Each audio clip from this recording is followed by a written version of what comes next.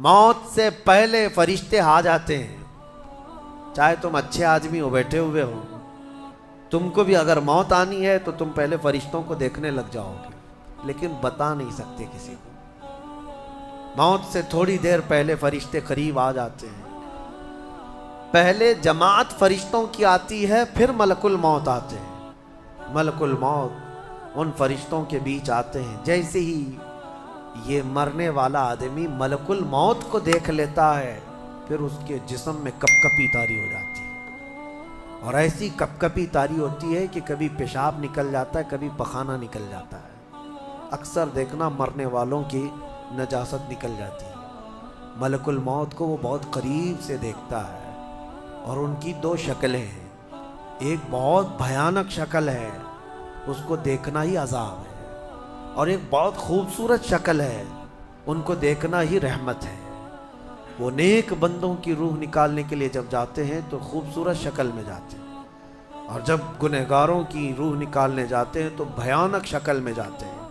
اور ان کو دیکھتے ہی مرنے والے کا جسم پیلا پڑ جاتا ہے, پیشانی اکھڑ جاتی, آنکھیں پھٹی رہ جاتی, اور پھر خرخرا آنے لگ جاتا ہے, یعنی خرخر کی آواز تیز ہو جاتی ہے.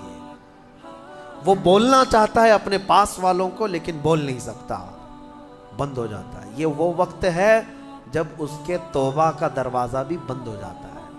اب اگر فرشتوں کو دیکھ کر کوئی توبہ بھی کر لیا, ایمان لایا, تو اس کا ایمان قبول نہیں. اس وقت سے پہلے پہلے تک جو بھی ایمان لایا یا توبہ کیا, اس کی توبہ قبول ہے. لیکن موت کا خرخرا آ گیا اور فرشتوں کو دیکھ لیا, اس کے بعد بہت سارے کافر بھی پکاریں گے کہ ہم ایمان لاتے ہیں اللہ پر. نہیں, اب ایمان قبول نہیں ہوگا. موت اتنی آسانی سے نہیں آتی, اس کا پروسیس ہے. فرشتے آتے ہیں, ملک الموت آتے ہیں, پھر اس کے بعد اس کو گھور کر دیکھتے ہیں, پھر اس کو چت لٹا دیا جاتا ہے, یا جس حالت میں بھی ہے وہ گر جاتا ہے. کھڑا ہے تو گرتا ہے, بیٹھا ہے تو گرتا ہے, موت آنے سے پہلے لڑک جاتا ہے. یہ ضروری بھی نہیں ہے کہ آج میں اپنے آپ کو سنبھال کر بیٹھا ہوں. اگر میری موت آنی ہے, اسی کرسی سے گر جاؤں, اسی جگہ سے ہم گر جائیں. اور اس کے بعد ملک الموت روح کھینچنا شروع کرتے ہیں. پیروں کے ناخنوں سے لے کر, ہاتھوں کے ناخنوں سے لے کر, اس کے جسم کے ہر حصے سے لے کر ناک تک کھینچتے ہوئے لاتے ہیں. اور اس کے بعد جب پوری روح نکل جاتی ہے, وہ لے کر کے چلتے رہتے ہیں, اور مردہ ان کو جاتے ہوئے دیکھتا رہتا ہے. آنکھیں سب سے لاسٹ میں کھلی رہتی. کسی بھی مرنے والے کی آنکھیں بند نہیں رہتی, کھلی رہتی, وہ دیکھتا رہتا ہے. اسی لیے حدیث پاک میں ہے, جب کسی کی روح نکل جائے تو سب سے پہلے تم اس کی آنکھیں بند کر دو.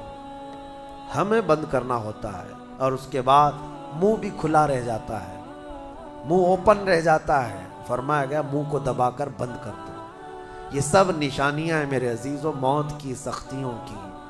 آپ کو پتا ہے جب رسول کریم صلی اللہ تعالی علیہ وسلم کی وفات آئی, اللہ اکبر, نزع کا عالم اتنا سخت تھا کہ بار بار حضور اکرم صلی اللہ علیہ وسلم کو پورے پانی کے مٹکے انڈیل دیے جا رہے تھے. 3 مٹکے حضور پر انڈیل دیے گئے موت سے پہلے, اور حضور اس کے بعد تھوڑا آرام محسوس کرتے, اور پھر شدت کا بخار. اور وہ آخری وقت تھا جب حضرت فاطمہ آپ کے پاس آئی تھی. حضور نے ان کے کان میں بتا دیا, وہ رونے لگ گئی.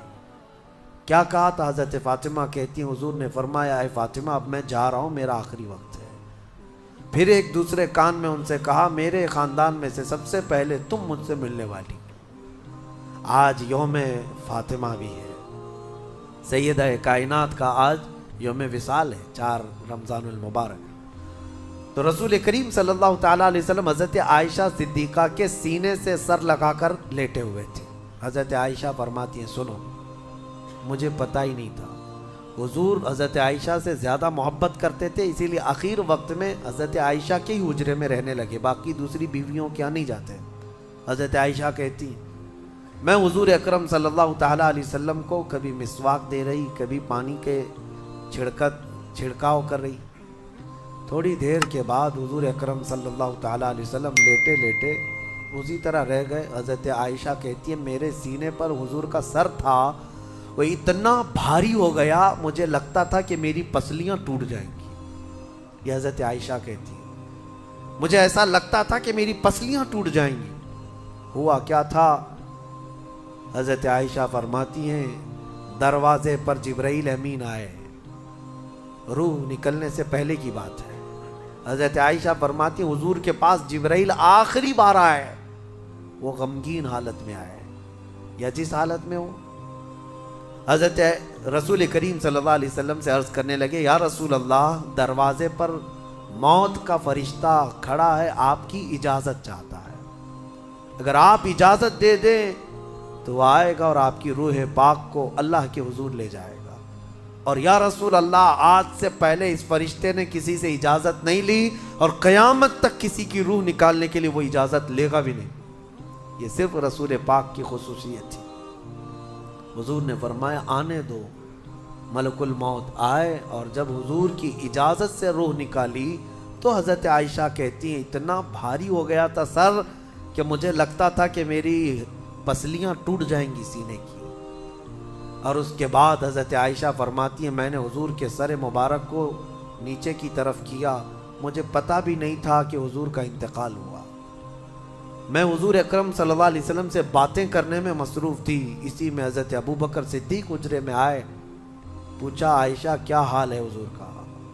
حضور اکرم صلی اللہ علیہ وسلم کو دیکھا حضرت ابو بکر نے اور پیشانی مبارکہ پر ہاتھ رکھا تو وہ بہت ٹھنڈی تھی، ماتھے کو بوسہ دیا اور ایک آہ بھری اور ایک جملہ کہا تھا یا رسول اللہ، ایک بار موت آنی تھی وہ آپ پر آ گئی، اب موت کی سختی اللہ دوبارہ کبھی آپ کو نہیں عطا کرے گا۔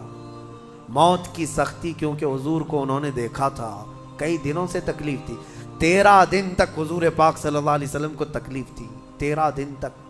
حضرت ابو بکر کہتے ہیں یا رسول اللہ، اب موت کی سختی دوبارہ کبھی نہیں آئے گی، جو اللہ کا وعدہ تھا وہ پورا ہو گیا۔ پورا کھل کر کے رو بھی نہیں پا رہے تھے ابو بکر صدیق اور اپنے اندر دبا بھی نہیں پا رہے تھے۔ موت کی سختی انہوں نے دیکھا اور اس کے بعد کہا اے عائشہ کیا دیکھ رہی ہو، اللہ کے رسول ہم سے رخصت ہو چکے ہیں۔ پھر انہوں نے آ کر مسجد میں اعلان کیا اے لوگو، اللہ کے نبی کا انتقال ہو چکا۔ اب مجھے یہاں یہ بتانا ہے اگر موت سے کوئی بچ سکتا تھا تو سب سے پہلا نمبر تو رسول اللہ کا ہونا چاہیے تھا، کیونکہ اللہ کے سب سے محبوب نبی وہی ہیں۔ جب رسول پاک صلی اللہ تعالیٰ علیہ وسلم کو بھی موت آئی تو میاں ہمارا اور تمہارا شمار نہیں، چاہے 100 سال زندگی مل جائے لیکن مرنا ضروری ہے۔ بہرحال یہ باتیں بڑی طویل ہو جائیں گی۔